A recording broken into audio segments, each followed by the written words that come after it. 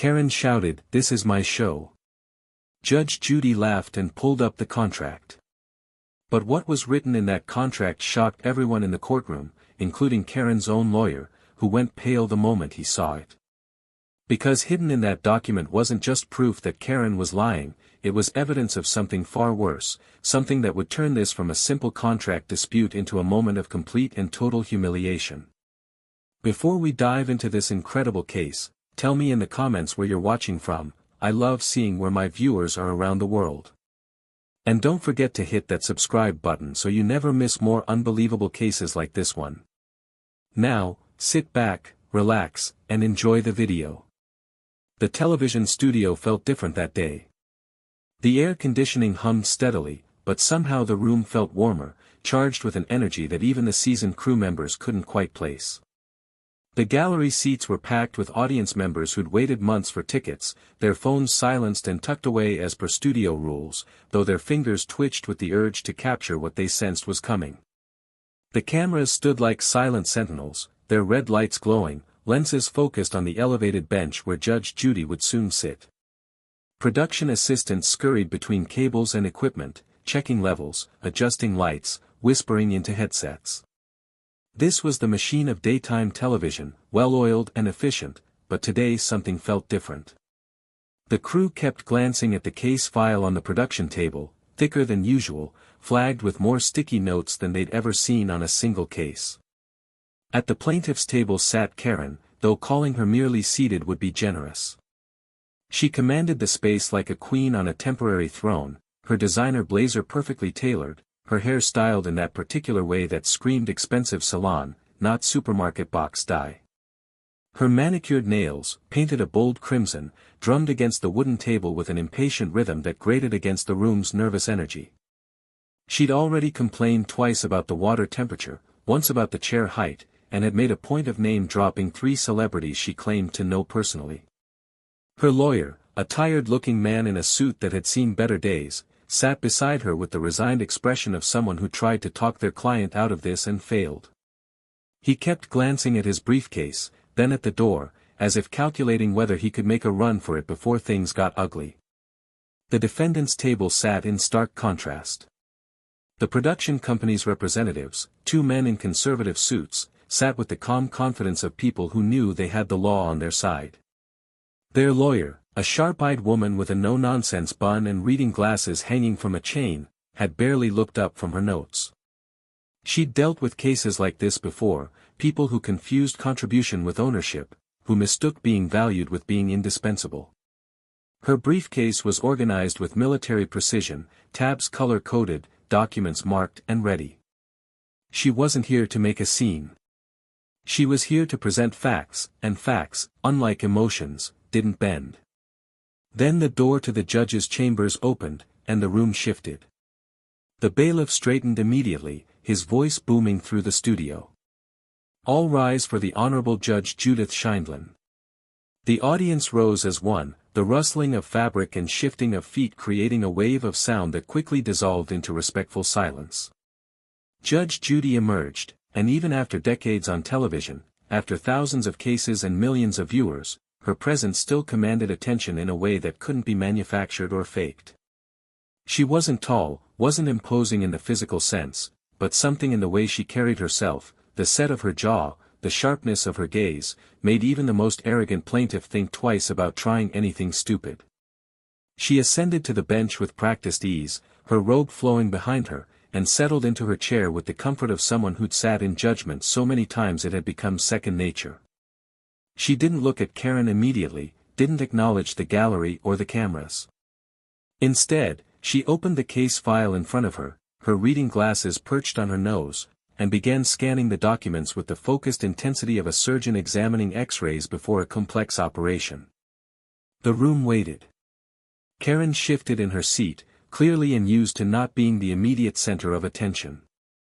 Her lawyer placed a cautionary hand on her arm, a silent plea for patience that would prove to be futile. Judge Judy looked up, her eyes moving from the file to Karen, then to the defendants, then back to her papers.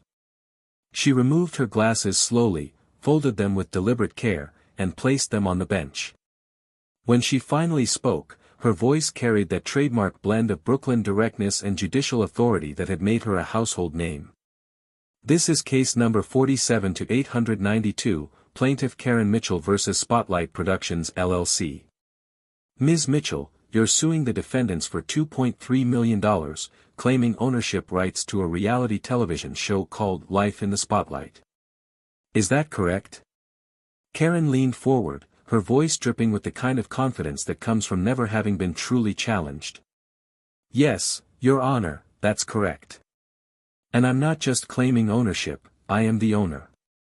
That show is mine. I created it, I developed it, and without me, there would be no show. Judge Judy's eyebrow raised a fraction of an inch, a movement so subtle that only those who'd watched her for years would recognize it as the first warning sign. I see. And the defendants, you're a production company that, according to this complaint, allegedly stole Ms. Mitchell's idea and cut her out of the profits. How do you respond? The defense attorney stood, her movements economical and professional. Your Honor, we categorically deny these allegations. Ms. Mitchell was hired as a consultant on the project. She signed a contract clearly outlining her role, her compensation, and the ownership structure of the show. She was paid in full according to that contract. She has no ownership stake, no creative control, and no legal basis for this lawsuit. She sat down with the finality of someone who'd said all that needed saying. Karen scoffed audibly, a sound that echoed through the studio like nails on a chalkboard. Judge Judy's eyes snapped to her with the speed of a hawk spotting prey. Did you have something to add, Ms. Mitchell? This was the moment Karen had been waiting for, the moment she'd probably rehearsed in her mirror, imagined playing out in her favor. She stood, despite her lawyer's frantic tugging at her sleeve, and addressed not just Judge Judy but the cameras, the audience, the world. Your Honor, with all due respect, these people don't know what they're talking about. I wasn't just some consultant they could hire and forget. I was the heart and soul of that show. Every single idea that made it successful came from me. The concept, the tone, the casting suggestions, everything. They're sitting here trying to reduce me to some hired help, but everyone in the industry knows the truth. That show was mine. The studio went quiet, that particular kind of silence that feels heavy and pregnant with consequence.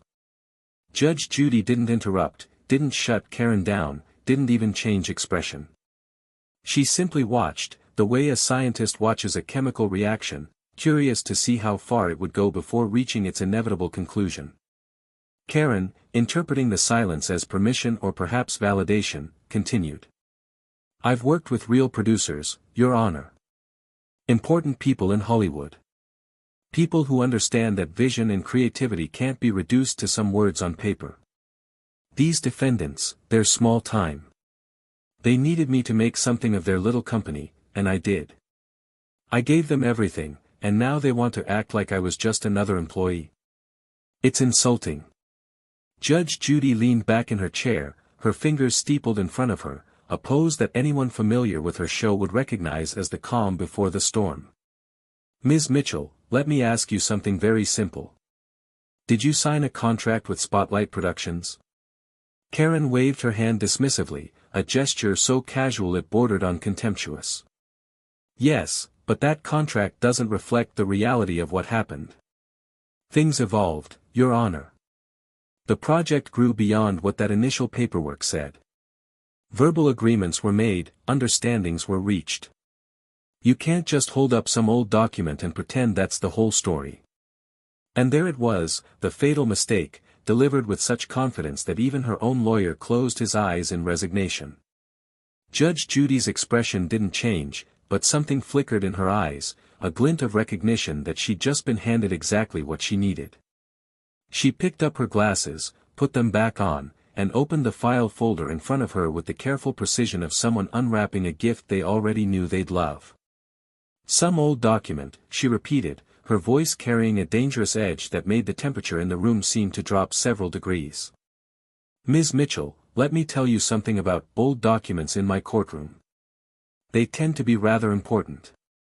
But before we see Judge Judy completely dismantle this case with evidence that Karen never saw coming, make sure you hit that subscribe button and turn on notifications, because what happens next is absolutely insane. You won't believe what Judge Judy pulls out of that file, and trust me, you don't want to miss a single second of Karen's face when she realizes just how badly she's messed up.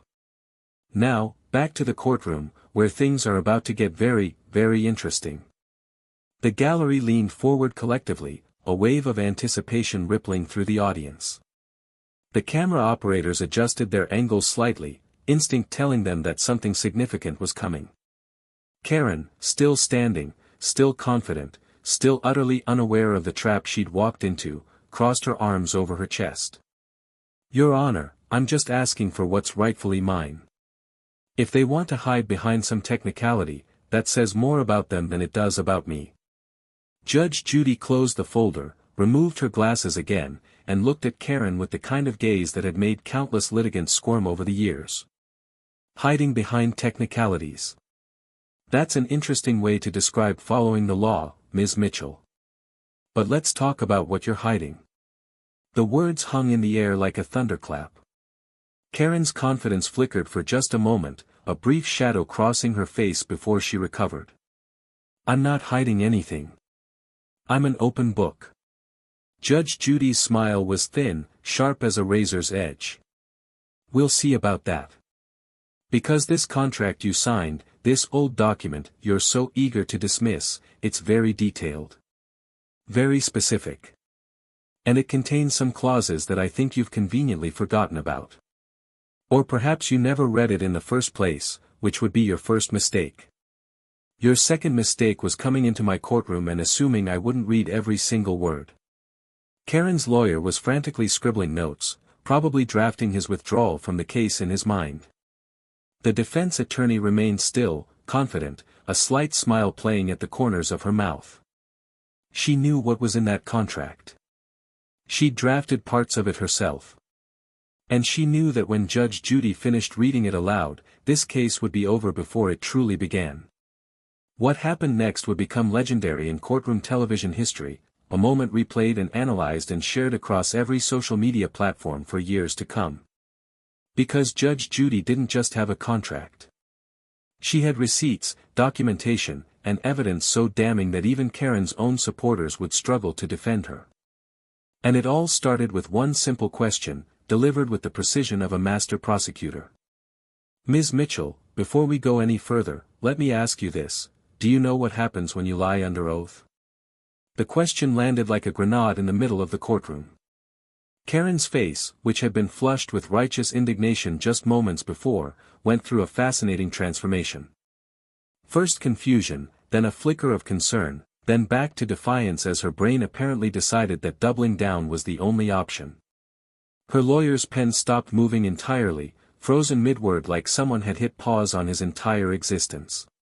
He knew what was coming, could feel it in his bones the way sailors feel an approaching storm, and he was powerless to stop it.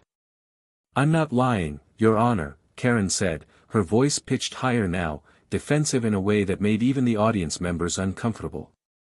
"I'm telling you the truth about my show. My vision. My work." Judge Judy tilted her head slightly, the gesture of someone examining a particularly interesting specimen under a microscope. "Your show. You keep saying that. Your show. Let me ask you something specific then, since it's your show. What date did you first approach Spotlight Productions with your idea?" Karen blinked, the question clearly catching her off guard. "I don't remember the exact date, but it was early 2021, I think. Maybe late 2020. Judge Judy made a note, her pen scratching across paper in the silent courtroom. "You think? Maybe. Not exactly the kind of certainty I'd expect from someone claiming ownership of a multi-million-dollar property. But let's continue. When you approached them, what format did this pitch take? Written proposal? Verbal presentation? Email?" The questions were coming faster now, each one more specific than the last, and Karen was floundering. "It was, we had lunch. I told them my ideas. Judge Judy's eyebrow arched. A lunch conversation. And at this lunch, did you present any written materials? Treatment? Synopsis? Character breakdowns? Karen's hands gestured vaguely, a physical manifestation of her increasingly desperate position. It was more organic than that, Your Honor. Creative people don't always work with formal documents. We discussed concepts, I shared my vision, they loved it. They loved it, Judge Judy repeated, her tone making it clear what she thought of that assessment. And after this magical lunch where you verbally shared your vision, what happened next? Karen straightened, sensing she was back on solid ground. They hired me. Brought me on as a producer. Started developing the show based on everything I'd told them. Judge Judy leaned forward, her eyes locked on Karen like a laser sight. They hired you. As what, specifically? As a producer. I just said that. The irritation in Karen's voice was growing, the mask of professionalism starting to crack. Her lawyer tried again to get her attention, to signal her to calm down, but Karen was too far gone, too invested in her narrative to see the cliff she was running toward. Judge Judy's voice remained maddeningly calm. But producer is a broad term, Ms. Mitchell. Were you an executive producer? Supervising producer? Associate producer? These titles mean very different things in the television industry. Karen's jaw clenched visibly. Does it matter? The point is, without my ideas, there would be no show. Judge Judy sat back, her hands folding on the bench in front of her. Actually, it matters quite a bit. Because what you're calling yourself and what your contract says you were hired as might be two very different things. But we'll get to that. Right now, I'm trying to understand your claim. You say you created this show. The defendants say they hired you to consult on a show they were already developing. Those are contradictory statements. Someone isn't telling the truth. That's when Karen made her second fatal mistake.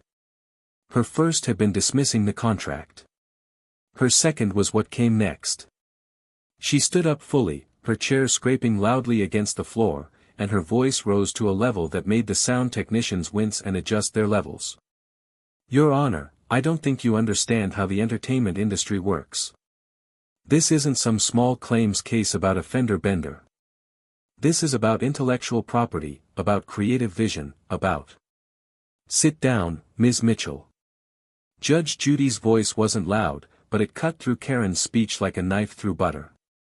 Karen froze, caught between sitting and standing, her mouth still open mid-sentence. I said sit down. Now. The authority in those words was absolute, undeniable. Karen sat, but the defiance hadn't left her eyes. If anything, it had intensified, fueled by embarrassment at being commanded like a child in front of cameras and an audience. Judge Judy removed her glasses and rubbed the bridge of her nose, a gesture that somehow conveyed both exhaustion and anticipation. When she looked back up, her expression had shifted into something harder, more focused. Ms. Mitchell, let me tell you what I understand. I understand that you're in my courtroom making extraordinary claims. I understand that you're dismissing a legal contract as irrelevant. And I understand that you're about to make this situation much, much worse for yourself. Karen's mouth opened, and what came out next would be replayed millions of times across the internet, would become a meme, a cautionary tale, and a perfect example of what not to do in court. This contract doesn't matter because this is my show. She was standing again, her voice echoing off the studio walls, her finger pointing at the cameras, at Judge Judy, at the universe itself. I made this show what it is. Without me, there would be no show. Everyone knows I'm the reason it's successful. I'm the one people tune in for. This is MY show. The courtroom became a vacuum of sound. Even the air conditioning seemed to hold its breath. Camera operators kept their lenses trained on Karen, their years of experience telling them this was the money shot, the moment that would define the entire episode. The audience sat frozen, torn between second-hand embarrassment and morbid fascination. Karen's lawyer had his head in his hands, literally, his palms pressed against his eyes as if he could somehow unsee what was happening. And Judge Judy? Judge Judy leaned back in her chair, crossed her arms over her chest, and smiled. Not a warm smile, not a friendly smile, but the smile of a chess master who just watched their opponent sacrifice their queen for no reason. It was the smile of someone who'd seen this exact flavor of entitlement 1,000 times before and knew exactly how to dismantle it. "Your show," she said softly, dangerously. "Well then, Ms. Mitchell, since it's your show, you won't mind if we discuss exactly what makes it yours. Starting with this contract you signed. The one that apparently doesn't matter. Let's see what it actually says, shall we?" She reached for the file folder, and in that moment, Karen finally seemed to realize that she might have made a terrible, irreversible mistake. Her face went pale, her earlier bravado evaporating like morning mist under harsh sunlight. But it was too late. Judge Judy had the contract in her hands, and everyone in that courtroom knew that what came next would be absolutely devastating. Judge Judy didn't immediately open the contract. Instead, she let it sit there on the bench in front of her, a silent promise of what was to come. The folder was thick, stuffed with papers that had colored tabs sticking out from various sections, each one marking something significant, something damning. Karen stared at it the way someone might stare at a bomb they'd just realized was armed. Her breathing had become audible, short and sharp, and a thin sheen of sweat was beginning to form on her carefully made-up forehead. "Ms. Mitchell," Judge Judy began, her voice carrying that particular tone she reserved for people who were about to learn expensive lessons. "Are you finished with your performance?" The word performance landed with deliberate weight, transforming Karen's passionate speech into theater, spectacle, something less than truth. Karen opened her mouth, some reflexive defense ready to launch, but Judge Judy held up a single finger. Not aggressively, not dramatically, just one finger raised in a gesture that somehow commanded absolute silence. "I asked if you were finished. That's a yes or no question." Karen swallowed hard, her throat working visibly. "Yes, Your Honor." The words came out smaller than before, some of the fight already draining away. But there was still defiance there, buried under the surface, the stubborn belief that she was right and the world was wrong and Judge Judy just needed to understand. Judge Judy nodded once, crisp and businesslike. "Good. Now sit there quietly while I explain to you how the law actually works, because clearly someone failed to do that before you decided to file this lawsuit." The defense attorney was trying very hard not to smile. Her clients, the two representatives from Spotlight Productions, sat with careful neutrality, but their eyes betrayed their satisfaction. They'd been dragged into court, had their reputations questioned, their business practices challenged, and now they were about to watch it all get vindicated in the most public way possible. Karen's lawyer had stopped taking notes entirely and was just staring at his notepad like it might contain escape instructions if he looked hard enough. Judge Judy placed her reading glasses back on with theatrical precision. "Let me ask you something, Ms. Mitchell, and I want you to think very carefully before you answer." She paused, letting the weight of that instruction settle. "When you signed this contract with Spotlight Productions, did anyone force you to sign it?" Karen blinked, confused by what seemed like a softball question. "No, of course not." Judge Judy made another note. "No one held a gun to your head? Threatened you? Coerced you in any way?" Karen's confusion was morphing into irritation at what she clearly perceived as a waste of time. "No, Your Honor. I signed it willingly." "You signed it willingly," Judge Judy repeated, as if savoring each word. "Did you read it before you signed it?" The room got very quiet. Karen's face did something complicated, a micro-expression that told everyone watching that the answer was no, but that she was trying to figure out if she should admit that. My lawyer at the time reviewed it." Judge Judy's eyes gleamed. "That wasn't my question. Did you read it? With your own eyes? Every page, every clause, every word?" The silence stretched like taffy. Karen shifted in her seat, uncrossed and recrossed her legs, tucked a strand of hair behind her ear that didn't need tucking. Finally, quietly, I read the main points. Judge Judy removed her glasses slowly. The main points. So you didn't read the entire contract that you're now claiming doesn't matter anyway? The trap was sprung so perfectly that even the audience members could feel it snap shut. Karen had just admitted she didn't fully read a contract she was simultaneously claiming was irrelevant, which meant either she didn't care enough to read it because she didn't think it was important, or she did know it was important and chose ignorance. Ms. Mitchell, let me tell you something I learned a long time ago. Judge Judy's voice had shifted, becoming almost professorial, the tone of someone about to impart hard-won wisdom. When you sign a contract, any contract, you are legally bound by every single word in that document. Not just the main points. Not just the parts you liked or agreed with. Every single word. And the fact that you didn't bother to read it, the fact that you now want to pretend it's irrelevant, that doesn't make it disappear. She opened the folder finally, and the crisp sound of paper rustling filled the studio. Her finger traced down the first page, then flipped to the second, her eyes scanning with the practiced efficiency of someone who'd read thousands of contracts in her legal career. Karen watched with growing dread, her earlier confidence completely evaporated, replaced by the dawning realization that she was in much deeper trouble than she'd imagined. Judge Judy looked up, and when she spoke, every word was measured, deliberate, surgical. According to this contract, dated March 15, 2021, which you signed willingly without reading completely, you were hired by Spotlight Productions in the capacity of creative consultant. Not creator. Not owner. Not executive producer. Creative consultant. Karen's mouth opened. Judge Judy's finger went up again. I'm not finished. Your compensation was set at $5,000 per episode for the first season, with options to renegotiate for subsequent seasons. You were given no ownership stake in the program.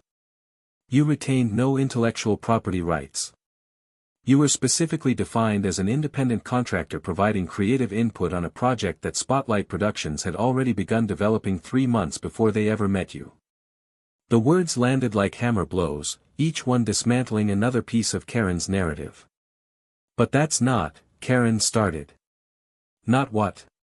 Judge Judy's voice cracked like a whip. Not what you remember. Not what you wanted it to be. Not what someone verbally promised you. None of that matters, Ms. Mitchell. What matters is what's written here, what you signed, what you legally agreed to. Judge Judy flipped to another tabbed section. And it gets better. Judge Judy's finger landed on a specific clause, and her voice dropped to that dangerous whisper that somehow carried more weight than shouting ever could. Section 7, Subsection C, Intellectual Property Rights. Let me read this to you slowly, Ms. Mitchell, since you didn't bother reading it yourself. She adjusted her glasses, her eyes scanning the dense legal text with practiced ease. The consultant acknowledges and agrees that any and all ideas, concepts, suggestions, or creative contributions made during the term of this agreement shall become the sole and exclusive property of Spotlight Productions LLC. The consultant hereby waives any and all claims to ownership, royalties, or future compensation beyond the agreed-upon per-episode fee. Karen's face went from pale to gray, the color draining so completely that someone in the audience actually leaned forward in concern. Her lawyer was frantically flipping through his own copy of the contract, as if hoping the words would be different in his version, but they weren't. They never were. Judge Judy closed that section and opened another tab, this one marked with a bright yellow sticky note that had Exhibit C written in bold marker. But wait, Ms. Mitchell, there's more. Judge Judy's tone was almost cheerful now, the satisfaction of a prosecutor who'd saved their best evidence for last.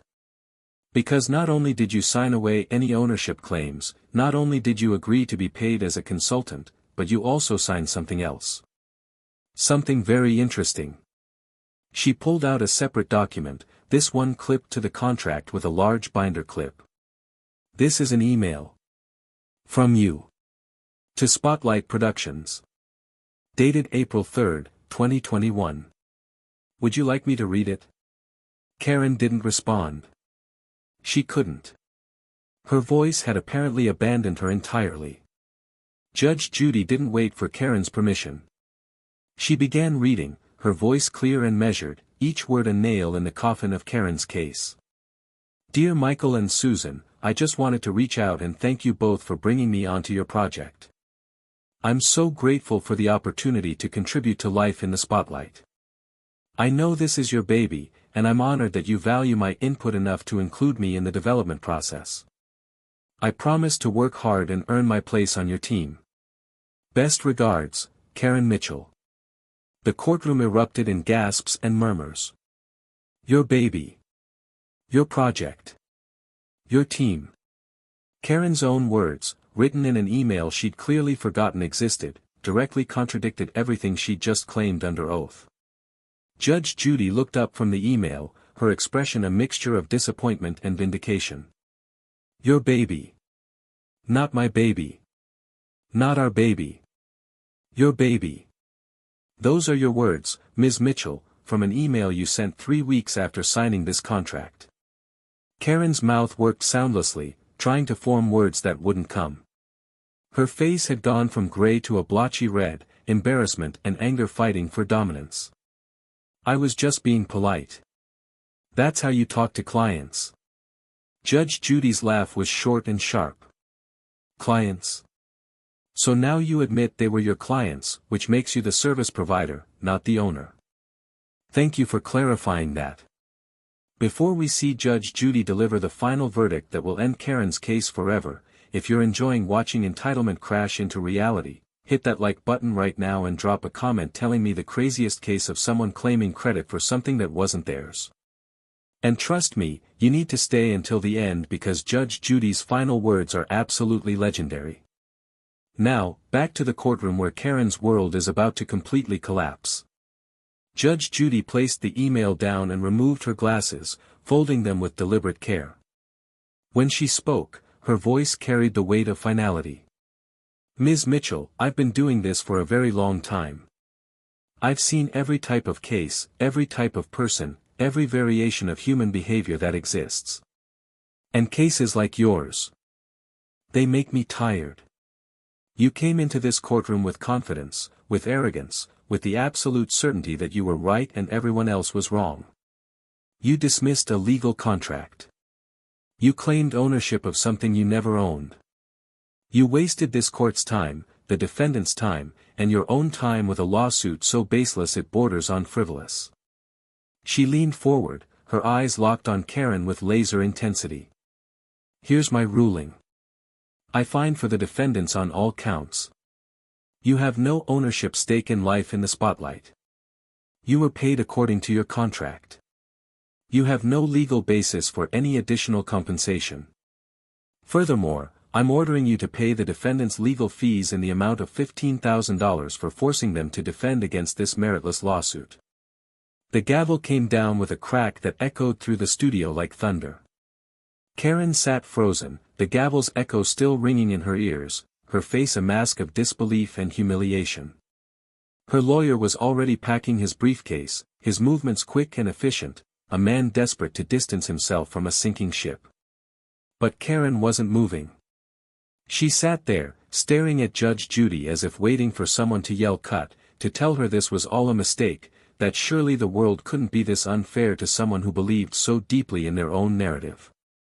Ms. Mitchell, Judge Judy said, her voice softer now but no less firm. Do you understand what just happened here? Karen's voice came out as barely a whisper. This isn't fair. Judge Judy shook her head slowly. What isn't fair is you trying to steal credit and money for work that wasn't yours. What isn't fair is you wasting everyone's time because you couldn't accept reality. Fair is what just happened. Fair is enforcing the contract you signed.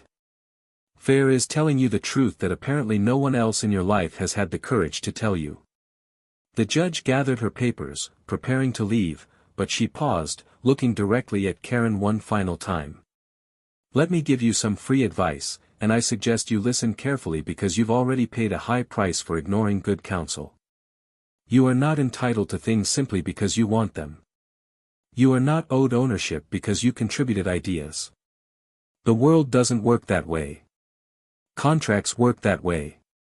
Law works that way.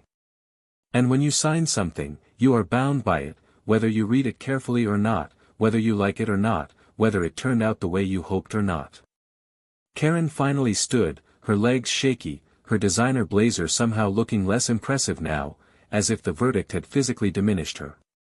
She turned toward the exit, but Judge Judy wasn't finished. One more thing, Ms. Mitchell. The next time you walk into someone's courtroom, someone's office, someone's life and declare, "This is my show," make sure you actually own it. Because if you don't, the truth will find you.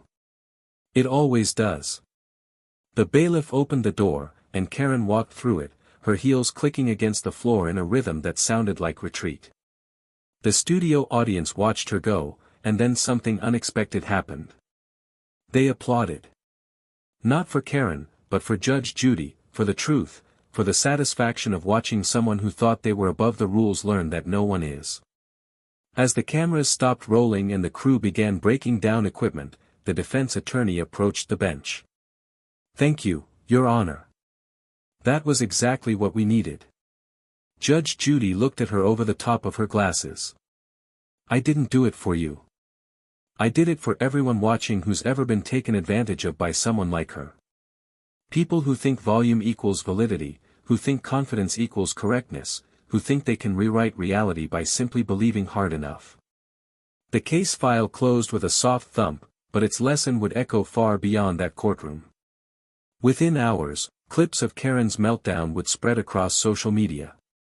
"This is my show" would become a meme, a punchline, a warning about the dangers of entitlement meeting reality.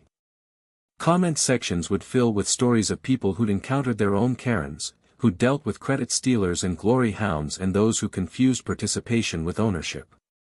But the real lesson, the one Judge Judy had delivered with surgical precision, was simpler and more universal than any viral moment. Read your contracts. Understand what you're signing. Know the difference between contributing to something and owning it. And most importantly, understand that your feelings about what you deserve don't change what the law says you're entitled to. Karen had learned that lesson the hard way, in front of millions of viewers, at the cost of $15,000 and whatever remained of her professional reputation.